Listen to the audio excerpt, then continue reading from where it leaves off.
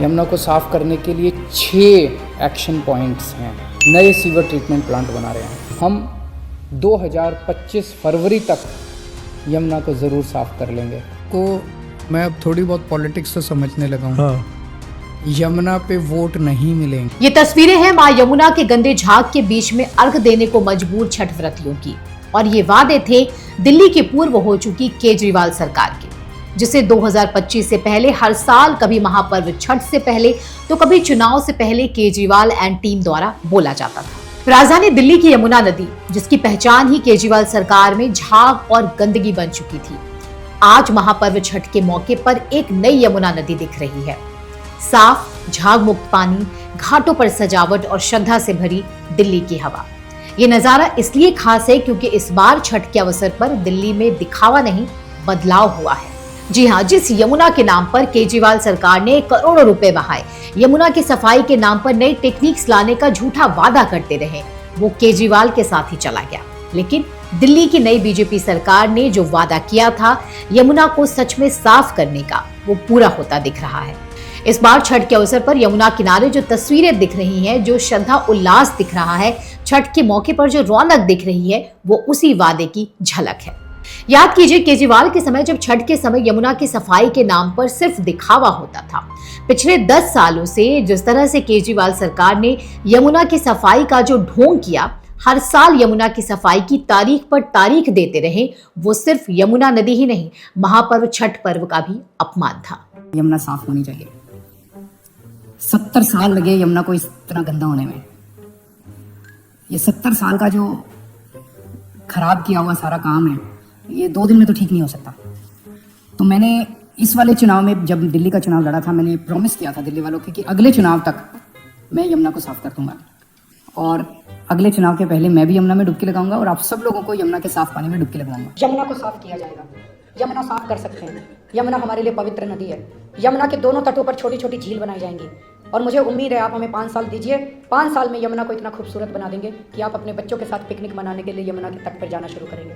केजरीवाल सरकार के दौरान हर साल छठ के मौके पर छठ व्रतियों की झाग और गंदे पानी के बीच अर्घ देती हुई तस्वीरें सोशल मीडिया पर सामने आती थी, लेकिन इस बार तस्वीर बदल गई है।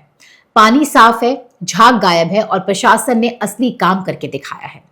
शायद दिल्ली में रहने वाले पूर्वांचली भी पहली बार ये महसूस कर रहे होंगे कि जो सरकार अब आई है वो वादे निभा भी सकती है। दरअसल जब से दिल्ली में बीजेपी की सरकार बनी है, तब से यमुना की सफाई के लिए काम शुरू हो गए हैं। ऐसा नहीं है कि ये छठ के मौके पर किया जा रहा है, और हम ये भी नहीं दावा कर रहे हैं कि यमुना पूरी तरह से साफ हो गई है, लेकिन कोशिश लगातार जारी है। रेखा गुप्ता सरकार ने केवल यमुना की सफाई का आदेश ही नहीं दिया, बल्कि यमुना एक्शन प्लान के तहत सैकड़ों कर्मचारियों की टीम मैदान में उतारी।